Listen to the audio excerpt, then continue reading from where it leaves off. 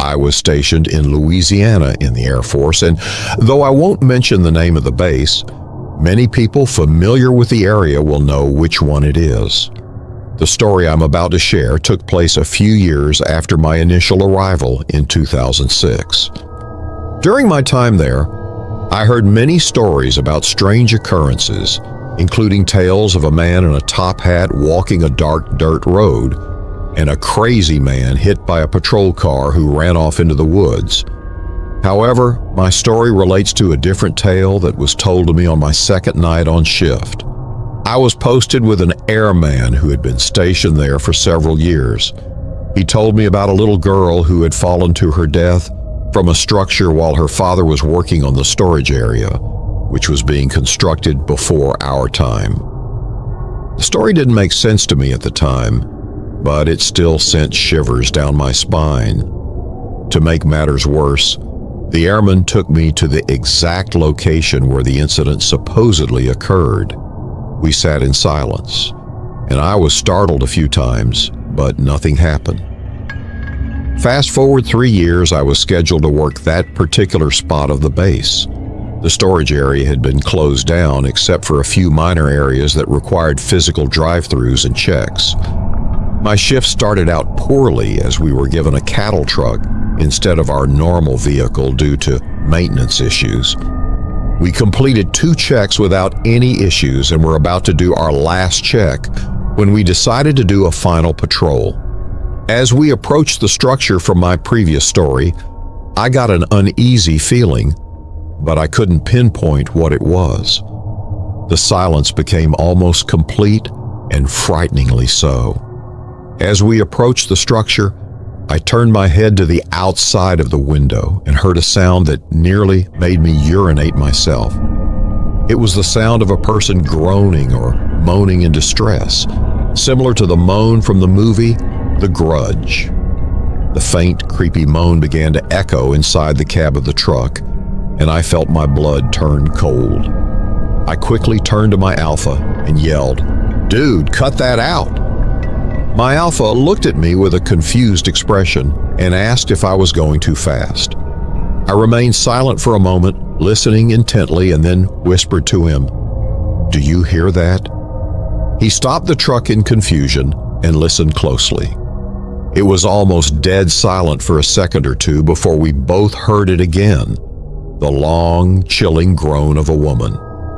It sounded like someone was struggling to breathe and taking in a giant breath of air while being strangled.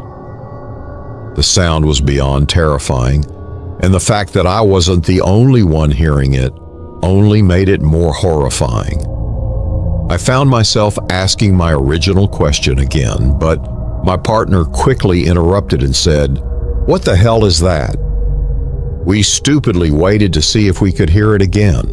The rumble of the gates on the back of the truck and the diesel engine were easily recognizable, but in between the noises, we heard it again.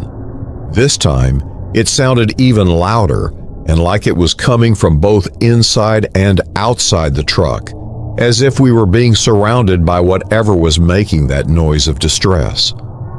My Alpha put the truck in drive and hauled us out of there quickly. We were both in an unspoken agreement that we wanted to get out of there as fast as possible. We got to the 2 gates, and I hopped out of the truck as fast as I could. My Alpha watched my back as I quickly opened both gates, then jumped back into the driver's seat and sped off. We waited for me to close both gates before returning to the main part of the base. We requested to meet with our flight chief to tell him what had happened, expecting him to think we were full of it, or that we had just imagined the entire thing. However, he surprisingly said, "I completely believe you. In fact, I had something like that happen to me twice, once in that same place and the other in that building behind you." I know it sounds cliche with that grudge-like moan, but it honestly happened, and it still brings tears of fright into my eyes every time I tell it. I never went back to that storage area again, and I never went down that road after dark.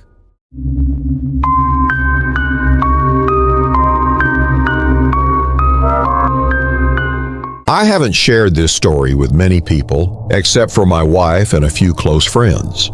It happened while I was stationed in the Army as a radio operator during the Vietnam War, and it's an experience that has stayed with me to this day.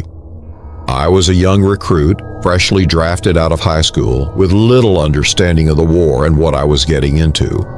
However, I knew I had a duty to my fellow servicemen. Our arrival on a Friday evening, loaded onto buses and taken to our barracks, was marked by the heavy, humid air and the soaked soil, emanating a pungent stench like sewage after a recent storm. The first night was uneventful but tense, with our drill sergeants weaving tales during BAS training, creating an atmosphere of anticipation and uncertainty. As we sat around sharing jokes and stories, I, being more inclined towards technical tasks, listened intently, absorbing the camaraderie and the weight of our mission. My primary responsibility as a radio operator was to manage communications between my unit and others, carrying a cumbersome backpack filled with radio devices and essential supplies. Quickly integrated into a close-knit unit that had recently lost their communications operator to a tragic landmine incident, I found myself thrust into the harsh reality of war sooner than I had anticipated. The first encounter with the enemy was a cacophony of chaos and fear. In the dense jungle where visibility was limited, we exchanged fire with an unseen foe, the deafening sounds of battle echoing through the trees. As the skirmish subsided, we cautiously advanced, only to come face to face with the stark aftermath of conflict. 3 lifeless Viet Cong soldiers, their young faces frozen in death, a stark reminder of the human cost of war. Subsequently, I was reassigned to an intelligence officer named Douglas and his enigmatic unit. During a mission to a heavily fortified area, I stumbled upon a disturbing scene in a secluded hut. 6 severed heads of Viet Cong fighters, suspended in a ghastly display of wires and tubes, immersed in a strange green liquid. My curiosity led me to witness this macabre sight, only to be reprimanded by Officer Douglas, who swiftly escorted me back to safety. The events that followed are a blur in my memory, waking up in a triage unit with injuries and no recollection of what transpired after that unsettling encounter. Officer Douglas and his mysterious unit vanished from my sight, leaving me with unanswered questions and a lingering sense of unease.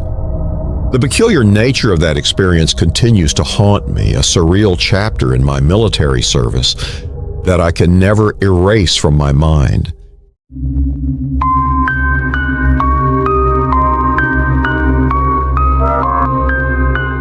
The late hours of the night had taken their toll on my nerves. The armored vehicle veered off the gravel road, plowing through the dense underbrush. It had been weeks since Bravo unit had gone silent, vanishing like a wisp of smoke on a windy day. The distress call had crackled through our comms earlier, an unexpected sign of life from our long-missing comrades. But what haunted me more than their sudden reemergence was the content of their message, a cryptic string of numbers. Sergeant Davis asked over the static hiss of the radio, "Are you sure this is the place?" I replied, "That's what command confirmed. Get ready." Our vehicle came to a halt, and we disembarked into the unknown. The silence of the abandoned base grew increasingly unsettling. Buildings stood like hollowed-out husks, with shattered windows and doors hanging off their hinges. The once bustling military hub was now a ghost town. Davis ordered us to stay sharp as we moved forward, our boots crunching on broken glass and debris. Signs of a struggle were everywhere. Overturned furniture, bloodied rags, and scattered ammunition littered the ground. The base was eerily silent, except for our own shallow breaths and the distant echoing cry of the numbers broadcast as we neared the command center. The transmission grew louder, a constant chant that seemed to bore into my mind. Its meaning was as elusive as the shadows in the fog surrounding us. Entering the command center, we found it abandoned, with stale air and the only light coming from the blinking consoles. The radio speakers crackled with static, repeating the sequence over and over in a monotone voice. 582-475-824. Corporal Lee whispered, "What does it mean?" I saw her eyes were wide as she scanned the room. Commander Haskins, the unit's leader, might have known. We continued our search through the desolate base, hoping to find a clue, a survivor, anything. But it was the laboratory that changed everything. The door was hanging off its hinges, as if forced open. Inside, the air was thick with the scent of decay and chemicals. Shattered vials and overturned equipment were signs of activity, halted abruptly. Then we saw them, bodies of members of Bravo Unit, or what was left of them, sprawled across the floor. Their faces were contorted in expressions of terror. It was a massacre, but the cause was unclear. No bullet wounds, no signs of struggle on their remains. Lee gestured toward a corner of the room where, amidst the pile of research notes and hastily abandoned experiments, lay the body of Commander Haskins. Clutched in his stiff, lifeless hand was a notepad with the numbers 58247 scrolled across it in shaky handwriting, followed by a single chilling sentence: "They're coming for us." The revelation struck us like a physical blow. The implications of his words spiraled into a million questions with no answers. Who was coming for them? Was this distress not a beacon of hope but a warning? It was then that the reality of our situation descended upon us. The isolation, the eerie silence, broken only by that relentless string of numbers. We were not the rescuers. We were the next victims. Panic set in as the base seemed to close in on us. The fog outside felt like it was thickening. Our only choice was to flee. We ran, stumbling through the fog, guided by the distant light of our vehicle. The numbers continued to echo in my mind, a chant that seemed to follow us, whispering through the fog. Just as the vehicle came into view, a shadow emerged from the mist. A chill, colder than death itself, crawled up my spine as the strange man, cloaked in shadow, moved towards us. "We need to go now." Davis's shout snapped me back to reality. The urgency in his voice mirrored a primal fear within me.